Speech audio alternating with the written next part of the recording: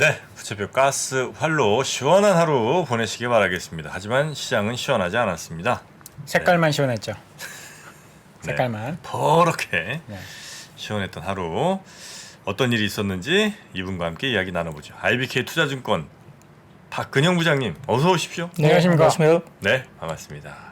아유, 부장님 한결같은 부장님. 사람이 한결같다는 게 정말 쉽지 않습니다. 그렇죠. 네. 네. 박정희 사장님만 하더라도 얼마나 사람이 가벼워요. 근데 우리 한결 같은 거랑 저는 무거워 본 적이 없어요. 가벼운 걸로 한결 한결같습니다. 한결같이 가볍군요. 몸무게도 가볍고 다 네. 가볍습니다. 네. 근데 이제 우리 박근영 부장님은 늘 아주 하루 동안 있었던 일을 사실 이렇게 정리하는 게 쉽지 않거든요. 오늘도 책을 한 권 가져오셨어요. 네, 매일매일 이것도 매일매일입니다. 이게 매일매일. 매일매일 이렇게 할 수 있다는 거 보통의 의지 갖고는 안 됩니다. 안 되죠. 예, 박근영 부장님 고맙습니다. 네, 자, 여러분. 기회를 주셔서 감사합니다. 네, 자 좋아요 한 번씩 눌러주시고요.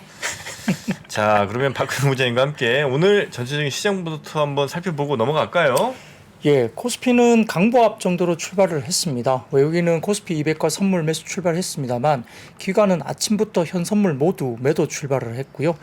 예, 미국 증시와 필라델피아 반도체 업종의 강세에도 불구하고 사실 전날 국내 증시가 엔비디아 시간의 강세 때문에 선반영이 일부 됐다는 인식 때문에 장 초반 양시장 제한적인 소폭 상승 출발에 그쳤습니다. 다만 이제 최근 조정을 받았던 2차전지 관련주들의 강한 반등세가 나오면서 특징적으로 보였고요. 전일에 이어서 보험업종이 강세를 보였지만 시장 전반적인 강세로 이어지지는 못했습니다. 2,453, 그러니까 그 정도까지 2,450포인트 언저리까지 반등을 이어가던 코스피가 외국인 선물 매도 전환으로 상승폭이 축소됐고 코스닥은 하락 반전을 보였습니다. 오전에 진행된 우에다 가조 BOJ 총재 후보 인사청문회 내용이 전해지면서 엔화가 하락했고요. 원달러 환율에 영향을 미치면서 원달러 환율이 이제 1,300원 선 미로 상승세를 보였기 때문입니다. 내용을 보면 2023년 인플레이션 목표 이하로 하락을 전망하고 있고 현재 인플레이션이 수요 주도가 아니며 공급 인플레에는 즉각 반응하지 않는 것이 관행이고 근원 인플레 기준은 2% 근접 시 정책의 정상화가 가능하다. 그리고 완화 정책 출구 전략 논의는 너무 이르다라고 이야기한 겁니다. 결국 YCC 정책에 대해서는 다양한 선택지가 있기 때문에 예를 들면 10년물 외에 단기물 목표 등의 이슈가 좀 있었기 때문에 충분히 이제 여러 가지 방법이 있다고 제시됐고요. 결론적으로 총재 교체로 인해서 단시일 내에 YCC 정책 변환 등 긴축 가능성이 낮아 보인다는 분석이 되면서 원달러 환율이 다시 튀기 시작한 겁니다. 오전까지 코스피에서는 LG에너지솔루션이나 LG화학이 상승을 주도했고 코스닥은 2차 전지와 AI 관련 주들이 방어하던 시장이 오후 들면서 외국인 현선물 매도로 전환했고 금융투자 중심의 또다시 매도 물량이 출혈되면서 하락세로 전환했습니다. 특히 이제 오늘 밤은 미국의 1월 PCE 물가 발표를 앞두고 있기 때문에 경계감에 있고요. 해당 결과에 따라 연준의 통화정책 컨센서스가 이제 변화될 수가 있기 때문에 이에 대한 우려를 먼저 선반영하는 모습을 보였습니다. 네. 업종별로는 손해보험사 등이 상승하면서 보험주가 이어 올라왔고요. 이번 주 부진한 섬유유복이 FNF 중심으로 반등세를 줬고 한진칼이 이 거래일 연속 상승하면서 원주창고 강세도 주도했습니다. 반면 철강 금속은 연이어 차익 실현 매물이 출회됐고 약세됐고요. 특히 포스코홀딩스는 장중 마이너스 3%대 하락을 보였습니다. 흰쪽 상위단에서는 카카오나 네이버 등의 주요 인터넷주 약세에 힘입어서 서비스업도 부진했고요. 코스닥도 외국인 기관 자금이 유출되면서 하락했는데 업종별로는 소프트웨어나 일반 전기전자 그리고 IT 부품이 강세를 보였고 특히 AI 관련주 급등세 기록했습니다. 반면 통신 장비나 제약주는 약세를 보였습니다. 네. 오늘 또 2차 전지가 또 갔네요. 보니까. 몇몇 몇몇. LNF 이것도 또 많이 오르다가 근데 또 밀렸고 그래요? 순환매가 지금 계속 돌거든요. 섹터 내에서도 순환매가 돌고 지난주부터 철강이 막 급등했다가 그 다음에 화학주가 급등했다가 나한테는 왜 안 와? 왔을 거예요. 우리가 왔을까요? 찾아보면 너무 그럴까요? 빨리 왔다 갔다 해가지고 그 다음에 기회가 올라갔다가 네네. 이번에는 운송이 올라가고 순환매가 굉장히 빨리 들고 있어요. 그냥 AI만 주구장창 올라가고 2차 전지도 2차 전지 내에서 막 이제 그 양극재가 막 많이 올라갔다가 네. 폐배터리가 많이 올라갔다가 이거 막 돌아가면서 네. 순환매가 굉장히 빨리 돌고 있어요. 주야장천. 주야장천. 네. 무슨 뜻이죠? 아니 주구장창이 아니고 주야장천이라. 주구장창이란 표현 없어요? 주구장창은 이제 잘못된 표현이죠. 죄송합니다. 네. 주야장천입니다. 네. 바로 잡겠습니다. 그나저나 나노 니나노 오늘도 또 달렸네요. 네, 하여튼 하나하나 이제 살펴보겠습니다. 자, 어디부터 볼까요? 반도체. 네, 역시 오늘도 반도체 발 이슈가 몇 가지 업종에 영향을 미쳤다 볼 수 있는데 역시 이제 엔비디아 이슈이겠죠. 지난밤 뉴욕 증시에서 엔비디아 주가가 14% 이상 급등했고 어제 이미 이제 시간에 이게 주가가 이미 반영이 되면서 국내에도 일단 영향을 먼저 미쳤습니다. 네. AMD도 4% 이상 그리고 마이크론 테크놀로지도 3% 이상 반도체 업체들이 동반 상승을 보였는데 언론에 따르면은 지금 뭐 미중 반도체 갈등에 따른 국내 반도체 관련 기업들의 반사 수위가 기대된다고 이제 분석 자료가 나오기 시작하는데 중국 같은 경우는 지금 투자 관련해서 약간 좀 주춤해지는 게 확실히 보입니다. 네. 관련해서 이슈가 반사 이익으로 국내에 있을 수 있다 이야기인 것 같고요. 특히 이제 중국 매출 비중이 높은 일본 기업들도 고객사 다양하게 좀 나설 가능성이 높기 때문에 이에 따라 일본 기업들이 한국 반도체 소재 장비 업체들과 협력을 확대하려는 움직임이 보인다라는 이야기도 계속 나오고 있으면서 여기에 대해서 이제 성장 기회가 있을 것으로 또 전망되고 있는 상황입니다. 네. 한편 이제 미국 정부가 자국 내 반도체 생산 장려하기 위해서 이제 기업에 지급하는 총 390억 달러, 약 50조 원 상당의 보조금에 대한 신청을 내주부터 받을 예정으로 보이는데요. 삼성전자와 SK하이닉스가 보조금을 받을 수 있을지 주목을 되고 있는데, 근데 외신에 따르면 일부 이제 캡이 한국에 대한 삼성전자나 하이닉스는 중국에 일단 또 팹이 있지 않습니까? 네. 그러다 보니까 약간 좀 제한적인 캡이 있을 수 있다는 또 우려가 있기 때문에 이게 약간 좀 지켜봐야 되는 부정적인 이슈가 될 수도 중국에 있습니다. 그러니까 진출하면 미국의 세제 혜택 못 받는다 이제 이런 이야기 때문에 이런 상황들이 좀 벌어지는 거죠. 네, 그렇죠. 그러니까 팹이 있기 때문에 거기에 대한 제재가 또 될 수도 있기 때문에 일단 그 부분이 조금 부정적인 영향이 있을 수도 있는 부분인데요. 확정된 건 아니지만 일단 이야기는 약간의 캡이 있다는 이야기가 있을 수 있으니까 지금 뉴스는 그렇게 나왔습니다. 그래서 그걸 좀 지켜보셔야 될 것 같고, 근데 이제 난야 같은 경우는 어제 제가 말씀드렸잖아요. DRAM 가격이 1분기 최저점을 형성될 것으로 난야. 어제 제가 말씀을 드렸습니다. 맞아요. 네, 그리고 트렌드 포스에 따르면은 이제 DRAM 가격이 작년 3분기 마이너스 32.4% 그리고 작년 4분기가 34.4%로 연속적으로 급락을 했는데 코로나가 유행하던 당시 암호화폐 채굴 수요 증가의 영향으로 반도체 부족 발생을 했고요. 그래서 이제 작년 후반에 공급 과잉으로 전환했는데 이게 이제 올해 1분기 최저점을 찍을 거다라고 이야기를 한 것 같습니다. 그리고 가트너 같은 경우는 이제 AI 반도체 시장 규모가 2020년 220억 달러에서 올해 553억 달러까지 성장할 것으로 보이고 있고 26년에는 861억 달러까지 성장할 것으로 가트너에서는 전망 자료를 냈습니다. 그래서 결국 하드웨어 관련된 시장도 성장할 것을 보고 있기 때문에 삼성전자나 하이닉스가 좀 이슈가 있는 걸로 일단 그 기사가 됐고요. 대화형 AI 등의 이제 고성능 메모리가 필수적인데 결국은 이제 SK 하이닉스가 엔비디아에 납품을 하고 있는 게 가장 큰 호재이죠, 실제로는. 그래서 엔비디아의 차세대 제품 H100에는 하이닉스가 4세대 HBM을 적용하고 있고, 그래서 지금 HBM 같은 경우는 기존 뭐 DRAM의 한계를 보완할 수 있는 차세대 메모리 제품인데 이게 적충 구조로 올라가는 그런 기술입니다. 그래서 기존의 DRAM의 발전이 CPU나 뭐 GPU 성능 향상에 대비 상대적으로 저조했는데 아마 HBM이 평균 판매 단가도 상당히 높고요. 또 성능 면에서도 우수하기 때문에 굉장히 좀 기대를 갖고 있는 모습인데 사실은 아직까지는 엔비디아가 거의 독점적으로 이 부분을 맡고 있기 때문에 그에 관련된 협업을 하고 있는 종목들이 이제 눈에 띄게 좀 일부 종목들이 지금 관련주가 올랐다 볼 수 있습니다. 그래서 오늘 관련된 종목으로는 뭐 가온칩스나 SNS텍 그다음에 FST 이런 종목들인데요. 특히 MDS테크가 거의 상한가에 근접하는 급등세를 나타냈습니다. MDS테크. 네, 이게 뭐냐면은 사진을 좀 가져와 봤는데요. 좀 보여주시면 이게 이제 그 MDS테크 관련된 그 기업 홈페이지에 있는데요. 이게 뭐 주식 급등일보 쪽에서 제가 발췌를 해왔습니다만 무슨 일보요? 뭐 포털이 있습니다. 그런 포털이. 주식 급등일보? 네, 그런 포털이 사이트가 그런 게 있어요? 난 처음 들어봤어. 네. 저도 처음 들어봤습니다. 주식 급등일보. 네, 어쨌든 제가 따왔으니까 뭐 그거는 네네네. 좀 밝혀야 될 것 알려주시면 같아가지고 좋죠. 예, 그래서 그런데요. 아무튼 그 MDS테크가 이제 엔비디아 A100을 국내 독점으로 유통한다는 점을 이렇게 해서 이제 홈페이지에 나와 있는 것을 이렇게 따왔더라고요. 그래서 이제 그걸 제가 따왔으니까 말씀드리는 거고요. 그래서 이게 사실 부각이 많이 된 거죠. 그래서 지금 엔비디아 쪽에 이제 A100을 뭐 어쨌든 MDS테크가 어쨌든 유통을 하기 때문에 부각이 되면서 거의 상한가까지 올라왔고요.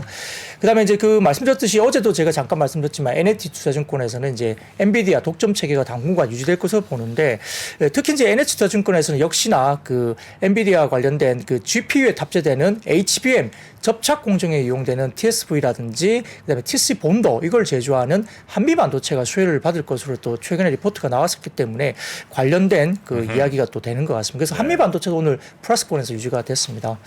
그런데 이제 조금 다른 이야기를 본다면 그 최근에 이제 다음 사진을 좀 띄워주시면 이 트렌드 포스에서 나온 이야기인데요. 결국은 올해 모바일은 아마 작년 대비해서 거의 비슷한 수준의 아마 출하량이 나올 걸로 예상되고 있어서 오히려 이제 서버 디램 공급량이 모바일을 추월할 거라는 이슈입니다. 그래서 23년 올해부터 이 검은색 숫자가 이제 서버 디램 시장인데요. 네. 결국은 AI 열풍에 따라서 뭐 메모리 시장도 탈바꿈이 되면서 결국은 서버용 디램 성장 전망치가 12.1%. 그래서 모바일 시장의 성장을 앞지를 것으로 보고 있고요. 아하. 낸드도 기업용 SSD 큰 폭 성장을 하면서 당분간 추세가 지속될 걸로 보고 있기 때문에 어제 엔비디아 같은 경우도 그 말을 했습니다. 1분기가 굉장히 좋았는데 2분기부터 가속화될 거다고 이야기를 했거든요. 그래서 서버 쪽에 관련된 부분들이 네. 엔비디아가 상당히 좀 뭐랄까 약간의 컨빅션을 시장에 준 거 아니냐. 반도체 쪽의 이슈를 업황에 대한 부분들을 조금은 엔비디아가 약간 좀 방점을 찍어줬다는 분석이 많아서 반도체 쪽이 빠지더라도 그렇게 많이 안 빠지고 네. 오히려 이제 주가들이 조금은 긍정적인 흐름이 좀 있을 수 있다는 분석들이 나오고 있는 것 같습니다. 오늘 머리에 힘을 또 다른 날보다 좀 더 주신 것 같습니다. 좀 덜 말리고 이게 세팅을 해서 그러겠죠. 아 그렇습니까? 네. 네. 아 그나저나 박지영 사장님, 네. 와 지금 저는 이 채팅 보고 깜짝 놀랐습니다. 왜요? 더감이라는 분께서 우리 일단 뭐 박지영 차장님 팬인가 봐요. 근데 네. 박재영 차장님 책 덕분에 주식에 눈을 떴고 심지어 박재영 차장님 덕분에 1억을 벌었다는 거예요. 어머. 이거 뭐 짜고 치는 고스톱이면 지금 빨리 얘기하시고. 저희 아버지인가? 그런 거 더감이라는 사람 몰라요? 모릅니다. 저희 아버지는 제 책 안 읽으셨을 텐데. 와. 1억도 없으셨어요. 감사합니다. 예. 네. 아니 뭐 저희 시청자분이 이렇게 좋은 일 있으셨다니 아이고. 뭐 박재영 차장님께 제가 다시 한번 감사드리고 아유, 감사합니다. 책 제목 한번 얘기하실 기회 드리겠습니다. 박재영의 종목 선택 절대 원칙 37. 어떻게 좀 괜찮았어요? 감사합니다. 네, 고맙습니다. 아 근데 이게 반도체가 지금 네. 이게 어떻게 보면 뭐 주식이 다 선반영이긴 한데 너무 앞서 나가는 거 아닌가라는 생각은 좀 없어요. 왜냐면 오늘 나온 보고서 중에 아까도 이제 표를 보여주셨는데 서버용이 모바일용을 앞지를 것이다. 이걸 반대로 이야기하면 모바일이 너무 안 좋다라는 거거든요. 지금 이제 스마트폰 판매량이 4분기에 19%, 17%막 이렇게 감소했다. 네. 이런 이제 보고서들이 오늘 좀 나오더라고요. 어허. 그래서 현실은 수출 데이터나 이런 거 되게 안 좋은데 네. 너무 앞서 나가고 있는 거 아닌가라는 생각은 뭐 좀 우리 박근영 부장님은 어떻게 생각하시는지. 너무 지금 이렇게 AI만 붙으면 지금 막 다 상한가요. 어떤 종목은 지금 막 10배, 막 12배 이렇게 올랐어요. 한두 달 사이에. 진짜? 한간에. 네. AI 그렇죠. AI 테마 붙은 것들은 대장주. 네. 그러니까 AI 테마주들은 사실 뭐 제가 언급드릴 뭐 섹터는 아닌 것 같아서 뭐 네네. 밸류로 움직이는 게 아니니까 그런데 이 반도체만 놓고 보면 아까 이제 뭐 4분기에 이제 스마트폰 관련된 이야기가 있으셨지만 네네. 1월달 데이터 지표를 놓고 보면은 상당히 올라오는 그림이 월간 단위로 보입니다. 특히 네네. 이제 중국 시장에서도 지금 이제 여러 가지 부분에서 재고 소진이 좀 나온 부분들이 네. 월간 지표에서 1월달 지표가 좋게 나오고 있는 상황 때문에 반등이 나왔다 볼 수 있겠고요. 관련해서도 지금 애플이 지난 뭐 12월에 연말에도 이제 그 공장 사태 때문에 약간 셧다운 되면서 좀 힘들었지만 네네. 1월 달에 아무튼 약간의 중국에 대한 리오프닝이 되고 중국 사람들 이제 바깥쪽으로 활동이 생기면서 매장에서 실질적으로 이제 수요가 조금 늘어났다는 이야기들이 있고 특히 그 가운데 MLCC 관련된 재고가 굉장히 많이 빨리 빠진 걸로 이야기가 되고 있는 상황이어서 그러하다면 약간 좀 이제 수요가 좀 회복되는 초입이 아니냐라고 네. 이야기를 월간 지표로 말을 하는 것 같고요. 그래서 최근에 보면 삼성전기 주가가 바닥에서 네. 살짝 들렸습니다. 물론 이제 한 달 지표만 갖고 이제 더 뽑기에는 몇 달에 대한 부분들을 조금 더 체크를 하자라는 입장이 있어서 네. 조금 올라오다가 좀 쉬고는 있지만 네. MLCC 관련된 쪽이 제일 저거가 지금 빨리 소진되고 있는 모습이 보이고 있고 그게 만약에 월간 단위로 조금 더 한 번, 두 번 더 연속적으로 보이면 아마 MLCC 쪽은 조금 더 주목을 네, 받을 가능성이 있고요. 그러다 보니까 휴대폰 관련 쪽도 뭐 작년보다 엄청나게 좋아지지는 않겠지만은 작년 베이스 정도 수준까지는 어느 정도 좀 회복을 할 수 있다 이렇게 보는 것 같습니다. MSCC 같은 경우에는 이제 대만 지표를 좀 확인을 하시면 좋다. 왜냐면 대만은 매월 MSCC 잘하는 데고 매월 매출을 공시하거든요.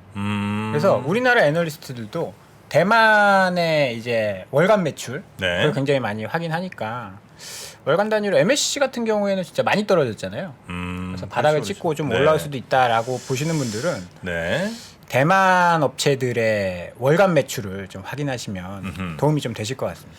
저는 이제 반도체의 어떤 전망을 어떻게 하느냐라고 네, 물어보신다면 네, 물론 안 물어보실 것 같습니다. 네 아무도 안 물어봤는데. 그러나 이제 이 말씀을 드리고 싶습니다. 자, 데이터 센터 아니겠습니까? 데이터 센터. 데이터 센터. 네. 데이터 센터 리츠가 있습니다. 리치요?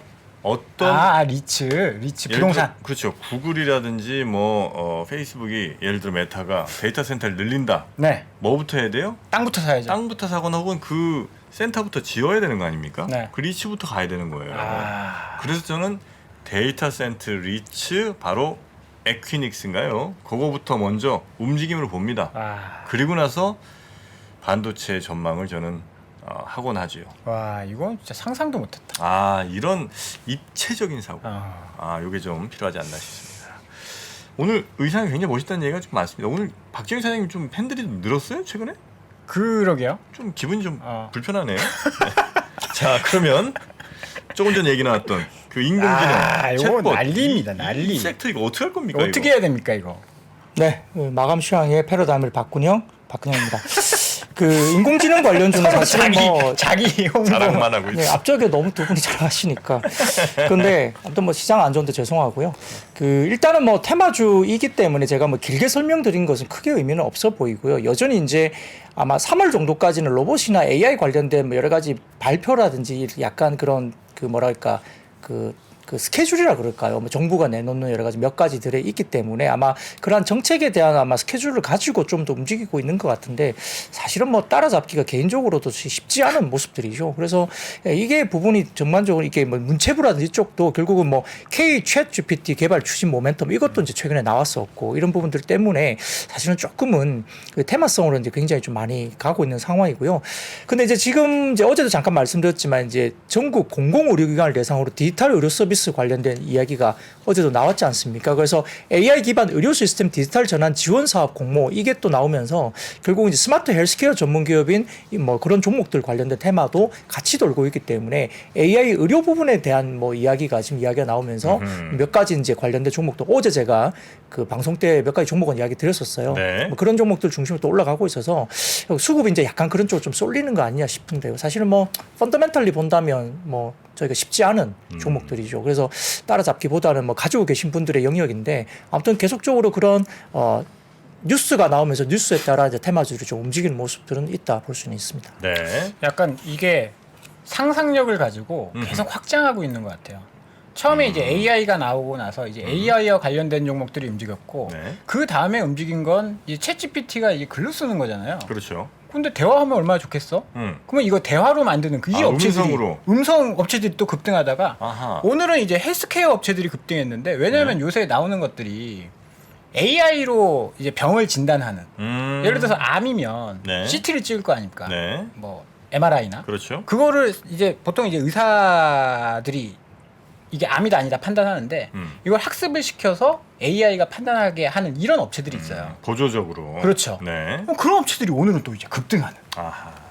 정말 이거는 이제 야수의 심장이나 굉장한 상상력이 있지 않으면 네. 어떻게 좀 예상하기 힘든. 인간의 상상력과 탐욕 이거는 그 누구도 제어할 수가 없습니다. 그래서 그 와중에도 우리는 올바른 또 판단과 투자를 해야 되는 거 아니겠습니까? 한 종목씩만 사보시면 안 돼요? 그럴까요? 네. 어떤 거 죽이고 싶으세요? 10배 오른 거 제가 몇 개씩 적어드릴게요. 알겠습니다. 일단 월요일 날 아침에 시가로 네. 시가로 바로 아, 네, 부탁드립니다. 이게 난 사실 진짜 AI 쪽은 내가 작년 연말쯤에 알고 있었어요? 알렸다고는 좀 건방지죠. 네. 그건 좀 오바고 네. 생각을 했거든요. AI 그렇지. 이제는 AI 시대인데 왜 이게 안 가고 있을까? 그냥 막연한 생각 정도 하고 있었는데 그때 조금 더 공부를 했었더라면 시간이 부족했습니다. 그런 게 분명히 지금 또 있을 건데 말이죠. 분명히 있습니다. 예. 뭘까요? 5G인가? 자, 그러면 다음 섹터도 한번 가볼까요? 다음 테마. 네. 역시 뭐 윤 대통령이 저출산 범부처 종합 대책 지시 정책 뭐이기 테마. 때문에 정책 테마죠. 이것도. 이건 1월에 제가 생각한 거고요. 이거는 정말 심각한. 맞습니다. 그래서 이제 지금 표를 바로 보여주시면 네. 어제도 보여드렸나요? 2021년 OECD 합계 출산율 비교인데 저 깜짝 놀랐어요. 제일 저거 오른쪽에 보고. 있지 않습니까? 지금 합계 출산율이 0.78명 정도 보고를 받고 아마 저출산 고령 사회위원회 회의를 직접 주재하면서 이 대통령실에 따르면은 윤 대통령이 이제 2022년 출생 사망 통계 잠정 결과에 대한 내용을 확인하면서 위원회를 중심으로 관계부처가 모두 모여서 대책을 마련하라고 아예 지시를 내리셨습니다. 그래서 이제 향후 이제 단순 출산율 증가를 위한 복지 정책뿐만 아니라 인구 감소세를 멈추고 반등기에 마련하기 위한 거시적인 대책을 논의하라 이렇게 했기 때문에 굉장히 정말 쉬운 건 아니죠. 이게 뭐 어렵죠. 단순한 뭐 한두 개 가지고 될 건 아니고요. 그럼요. 이런 부분들이 문제가 되는데 아무튼 뭐 이런 부분들이 지금 이제 구체적으로 좀 뭔가 고민을 해서 내놓기는 할 겁니다. 뭐 지시를 내렸으니까 그렇게 보이는데요. 근데 이게 뭐냐면은 결국은 이제 그 블룸버그 통신에도 이 이야기하고 있는데 이 성장과 활력을 뒷받침하는 노동력 규모가 줄어드는 걸 뜻하지 않습니까? 결국은 인구가 줄어들면 이게 노동력에 대한 부분들이 문제가 되고요. 그래서 경제에 장기적인 위협을 안긴다고 블룸버그 통신에서 아예 지적을 했고요. 네. 한국의 잠재 성장률 하락의 주요 원인이라고도 보도를 했기 때문에 이건 사실은 뭐 사회 경제적인 어떤 시스템적인 뭐 리스크도 될 수가 있는 상황이라서 이게 중요한 부분입니다. 근데 이 통계청에 따르면은 생산 가능 인구, 그러니까 이제 아이를 낳을 수 있는 생산 가능 인구, 그러니까 15세 아이를 낳을 수 있는 인구가 아니고 우리나라에서 일을 할 수 있는 네네네. 생산 가능 인구. 그래서 뭔가를 일을 하면서 이제 뭔가를 이제 만들어낼 수 있는 인구가 15세에서 64세 대상인데요. 이게 2020년에 3,663만 명에서 25년에는 3,544만 명 그리고 2030년에는 3,343만 명으로 계속 감소할 것으로 예상된다고 합니다. 그래서 반도체 업계도 지금 계속적으로 인력 수급이 어려울 거로 나오고 있고 자동차 업계도 마찬가지고요. 2030년부터 2만 5천 명 가량 인술이 부족할 거다. 그리고 조선 쪽은 이미 이야기가 계속적으로 나오지 않습니까? 그럼요. 심각한 인력난 계속 겪고 있다 그래서 아마 이런 부분인데요.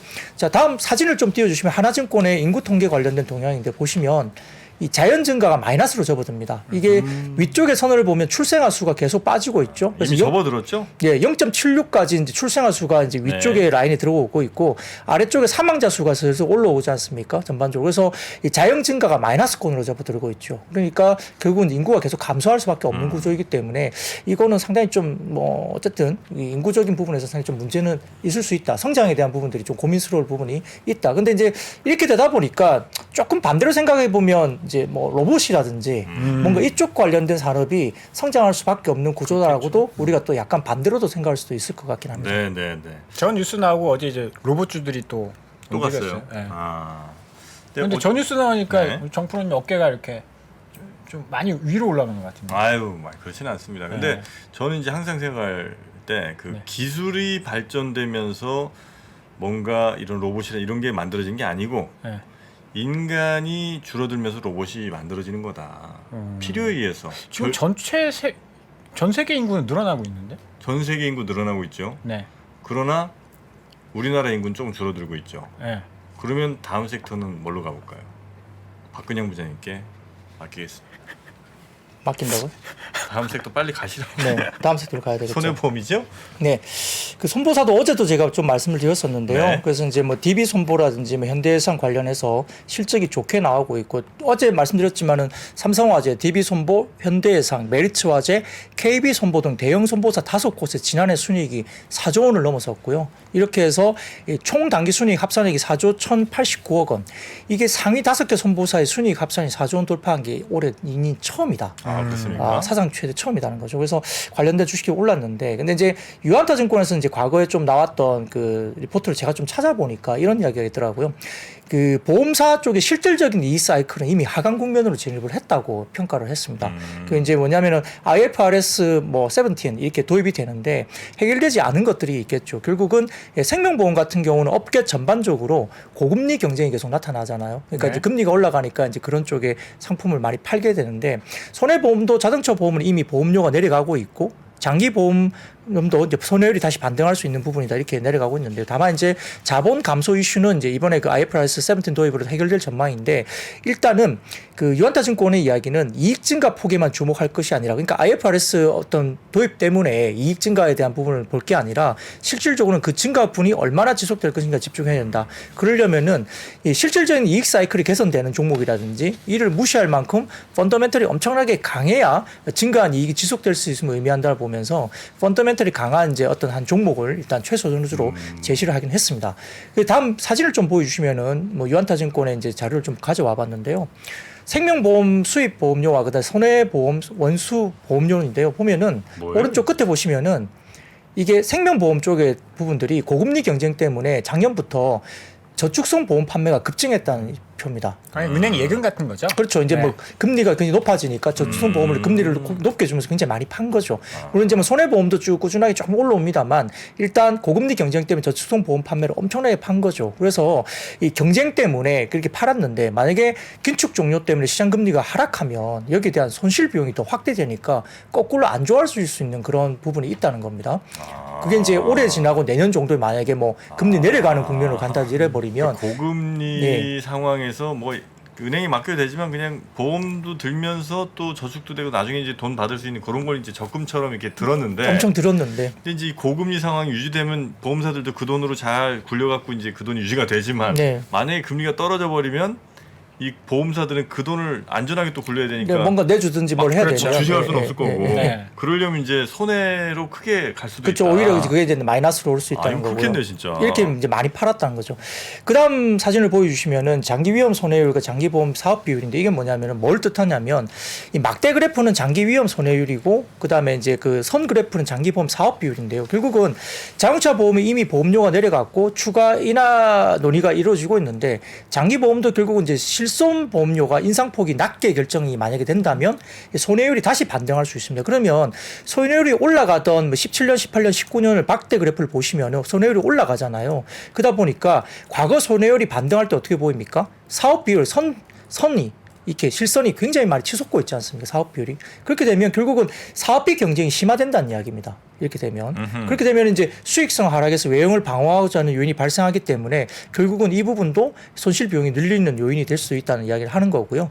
그 다음 사진을 보여주시면 그래서 손해보험사별 장기 위험 손해율 추이를 이제 나타냈는데 유한타증권에서는 이런 추이를 봤을 때 삼성화재가 가장 좀 낮게 손해율이 나타나고 있거든요. 그래서 유한타증권은 그렇기 때문에 이제 뭐 삼성화재를 사실은 조금은 최선호주로 제시를 리포트는 하고 있는데요. 물론 이제 이 손해율은 뭐 올해 들어서는 달라질 수는 있습니다. 근데 아무튼 이런 기준을 가지고 약간 보험사는 좀 지켜보자 이렇게 이야기를 하는 것 같습니다. 네. 자동차 보험료가 일부 조금 이제 저 내려간 것 같긴 하더라고요. 네, 좀 내렸습니다. 네, 얼마 전에 좀 가입했는데 갱신하는 조금 그리고 내리면서도 느낀 게 물론 이제 보험료도 약간 내렸지만 여러 특약들이 가격 실질적인 가격 하락을 가져올 수 있는 보험들이 많더라고요. 애기 애기 있으면 블랙박스. 그렇죠. 마일리지, 블랙박스 뭐 등등등 해갖고 여러 가지가 그리고 또 뭐죠 그 T맵이랑 뭐 이렇게 연동하는 그런 것도 안전운전하면. 네. 그래서 뭐 속도 가속 안 하고 맞아요. 이런 것 좀 하면 또 할인되는 게 있고 그래서 어쩌면 범칙금 안 내면 할인되고. 아 그런 것도 있나요? 네. 예, 실질적으로 내는 보험료는 표면적으로 할인된 것보다 좀 더 할 수도 있겠다는 생각이 살짝 들긴 하더라고요. 슈퍼카도 할인을 해줘요? 조용히 좀 해주시고요. 우리 박근영 부장님을 다시 한번 모시게 되네요. 네. 어떤 섹터로 가보실까요? 네. 오늘은 건설주를 말씀드리겠습니다. 네.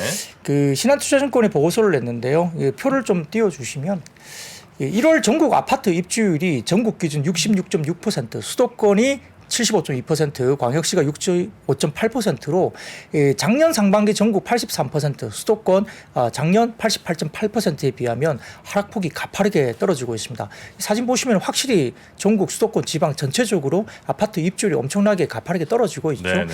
이 관련해서 최근에 미입주 사태는 주택가격 하락에 따른 입주도 일부 있겠습니다만 실질적으로는 기존 주택 처리 지연에 따른 입주 지연도 가장 크게 나타났다고 분석이 됩니다. 그러니까 이제 하나 팔아서 이제 넘어가야 되는데 네. 사실 뭐 부동산 시장이 뭐 너무 이제 악화되다 보니까 팔리지가 않는 거죠. 그러니까 그런 부분들이 가장 크게 이유가 됐고 물론 아까 말씀드렸던 주택 가격 하락에 대한 입주 포기도 분명히 영향을 미쳤습니다.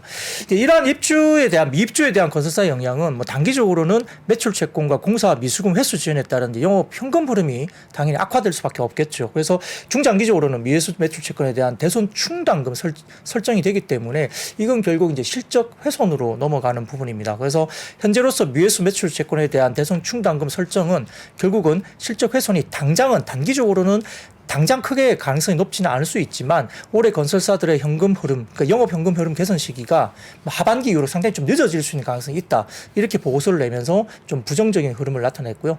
표를 좀 다음 보여주시면 주요 건설사 매출 채권 및 영업 현금 흐름 추이인데요. 여기 보시면은 이 파란색 막대 그래프가 매출 채권과 공사 미수금이고요. 그다음에 회색 그래프가 영업 현금 흐름인데 확연하게 떨어지면서 지금 현재 마이너스권으로 회색 부분이 보이시죠? 그러니까 입주율이 쭉 떨어지면서 노란색 실선이 입주율인데 쭉 떨어지니까 작년 22년 1분기부터 지금 영업 현금 흐름이 마이너스권으로 접어니까 상당히 많이 떨어지고 있죠.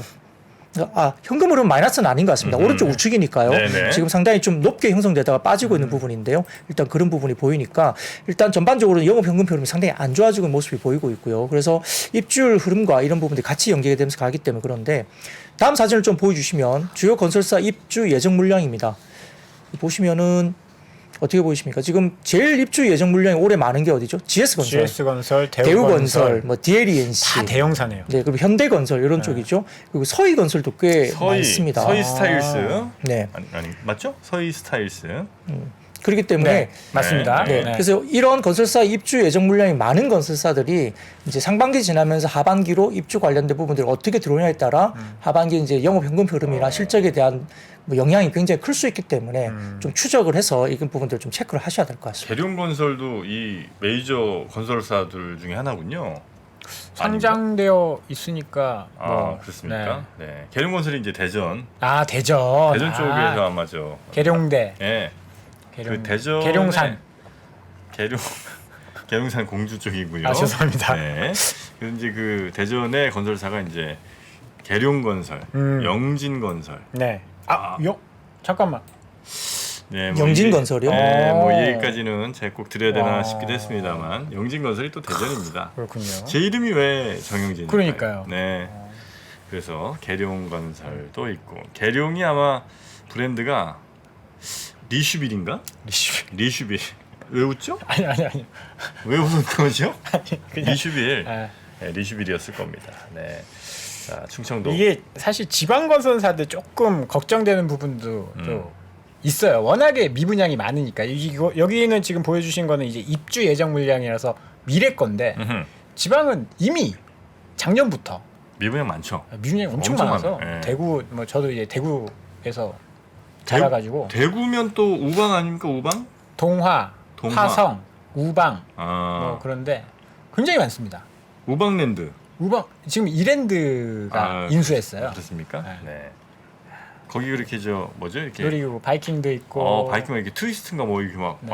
그 도는데 네. 네. 가봤죠 제가 한번. 네. 거기 뭐 벚꽃이 아주 예쁘죠. 우방랜드 쪽에. 네네. 아 처가가 되고 처가 되고 아. 맞아요. 인연이 또 있으세요. 네. 정말 정겹네요. 아름다운 부부입니다. 혹시 보셨는지 모르겠습니다만 못 봤습니다. 정말 그 아내 사랑이 최수종. 아 최수종은 뭐 남자들의 적인데 그러면. 아예 무릎 꿇고 갑니다. 네. 네. 정말 대단합니다 우리 부장님. 자 네. 그리고 섬유 쪽으로 한번 가볼까요? 네, 뭐 저가 매수세 유입 등으로 이제 섬유유복이 오늘 그래도 간만에 좀 올라왔는데요.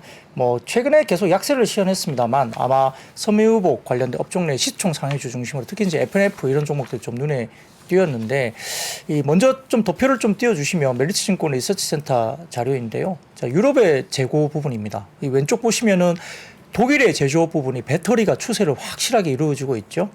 그 유럽 쪽은 배터리가 확실히 좋아지고 있어요. 예, 그리고 오른쪽 보시면은 이 반전이 보이는 쪽이 어디냐면 섬유복, 그다음에 IT 커뮤니티, 그다음 비철 금속 이런 쪽에 관련된 재고가 이제 올라오기 시작하는 겁니다. 그래서 반전이 보이는 쪽은 의복, IT, 비철 금속 그리고 아까 배터리 쪽이 확실히 이제 유럽 쪽의 재고 조정이 마무리되면서 이제 주도하고 있는 게 보이죠. 그리고 다음 사진을 보여주시면 그 산업별 재고 순환 움직임인데요. 이게 보면 목재 부분이 이제 올라오곤 보이고, 그다음에 석유 제품 올라오고, 그다음에 전기 제품 이렇게 해서 배터리 등이 올라오곤다는 게 확실히 보이기 때문에 1월 달에 보면은 전반적으로 좀 올라온 부분들 이런 산업들이 보인다는 걸 좀 참고를 하시면 될 것 같고요. 다음 사진을 보여주시면은 이게 뭐냐면 자, 중국의 흐름입니다. 중국의 제조업 재고 증감인데 역시 기계, 의류, 철강 이런 부분들이 네. 바닥권을 형성하면서 이제 턴어라운드가 기대되는 모습까지 보이는 이 부분이고요. 이게 재고가 이제 많이 빠지고 있는 뒤에 재고가 이제 다시 리스타킹 쪽으로 갈 수 있는 그런 그림을 보여주는 겁니다. 그다음 사진을 보여주시면 미국입니다. 미국 쪽도 배터리 의류 재고 사이클이 상당히 긍정적으로 나타나고 있고요. 특히 이제 배터리가 확실히 확 튀어오르는 모습이 파란색으로 보이실 겁니다. 그리고 의류 부분도 약간의 옅은 파란색으로 이렇게 올라왔고요. 화학부도 일단 검은색 실선이 올라오는 모습이 보이죠.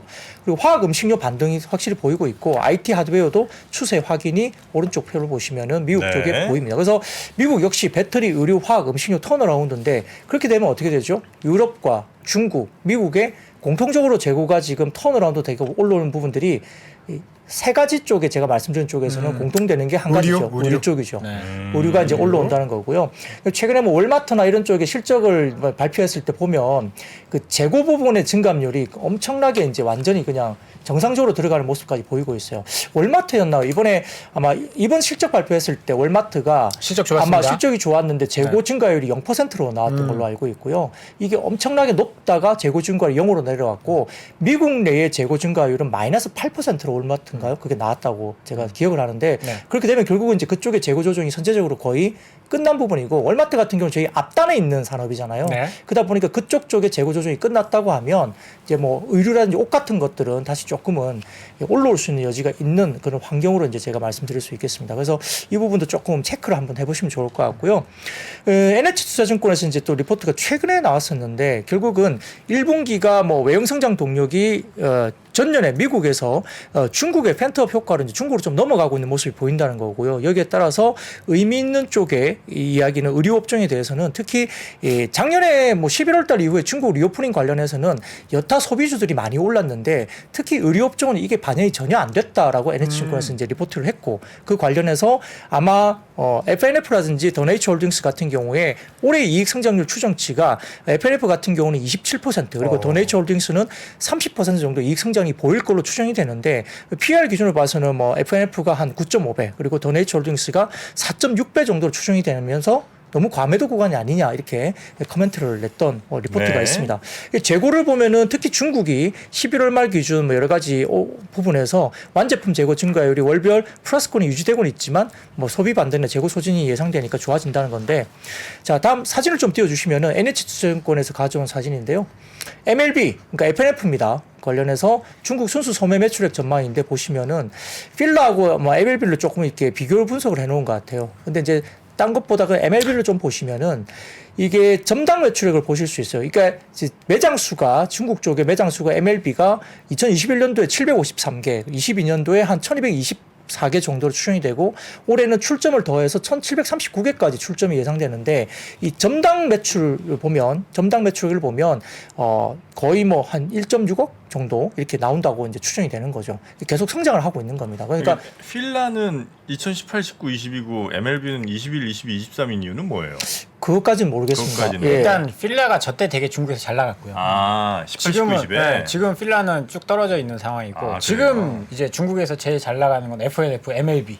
아. 그래서 저렇게 비교를 해놓은 것 같아요. MLB가 지금 잘 나가요? 네. 그래서 중국의 의류 브랜드 이야기할 때는 사실 예전에 필라가 엄청 잘 나갔거든요. 그 아, 그래요? 어글리 슈즈. 그거. 아, 그게 뭉퉁 네, 그거 막 중학생들 막 그런다고 하면서 엄청 잘 나갔고 그러면서 중국 진출하면서 안다 스포츠라는 이제 중국의 스포츠 유통 업체가 있어요. 거기 이제 나이키, 아디다스 다음에 필라를 밀어주는 줄 정도로. 그 안다에서. 네, 굉장히 잘 나갔었는데 지금은 이제 MLB가 제일 잘 나가고 있죠. MLB는 MLB가 브랜드야 아니면 MLB 그 밑에 뭐 브랜드들이 쭉 있는 거예요? MLB가 브랜드. MLB가 브랜드. MLB 저기 가 가면 브랜드. MLB 모자 있잖아요. 모자. 뭐그 그걸 브랜드. 잘 사요? 중국 사람들이?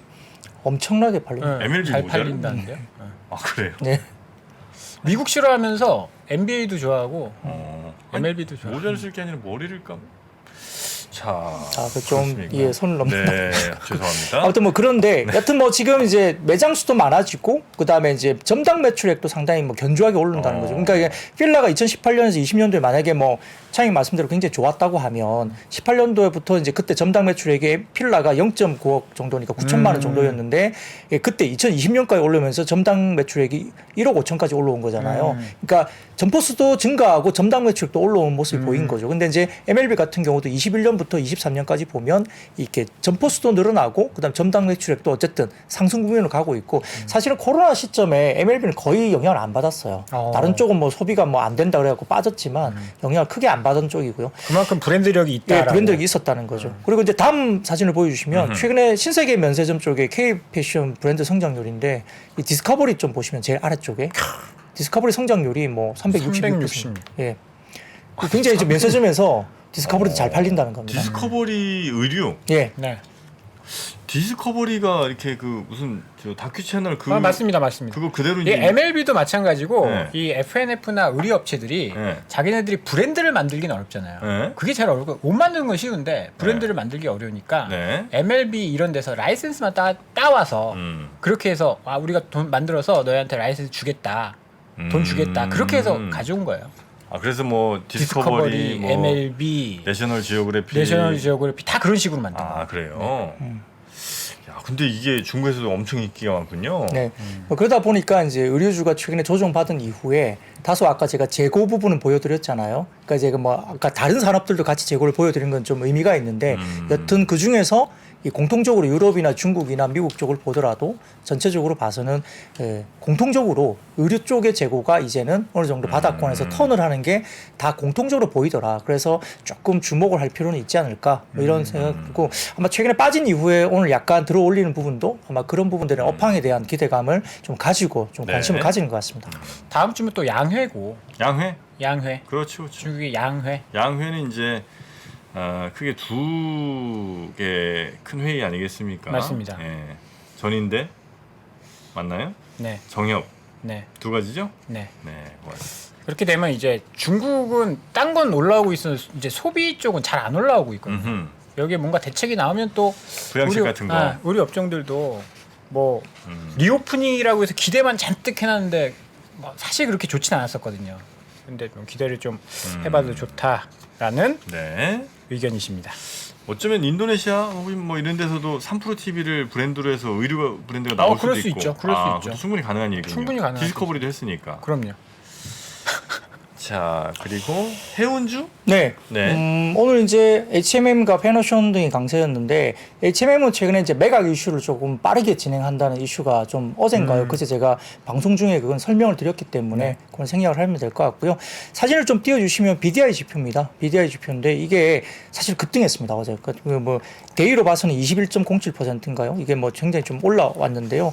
BDI 지수가 엄청나게 많이 빠졌거든요. 그래서 저는 BDI 지수가 급등한 거는 여러 가지 요인이 있겠지만은 최근에 이제 중국의 시멘트업 관련된 기업들이 주가 상승세를 보여지는 것도 한 가지 이유인데 결국 이제 올해 중국 시멘트 가격 지수가 이번 주에 처음으로 주간 상승세를 기록하면서 약간 이제 회복 국면으로 접어들어는 거고 중국의 이제 인프라 투자 집행 대비 실제 자금량이 더 크게 증가하는 기대감이 이제 반영이 되면서 관련된 것들이 좀 영향을 미치는 것 같고 결국 이제 건설 현장 수요 증가가 철광석 시장까지 영향을 미친 것으로 분석되면서 BDI가 굉장히 많이 빠진 상태에서 반등을 세게 줬습니다. 다음 사진을 좀 띄워주시면요.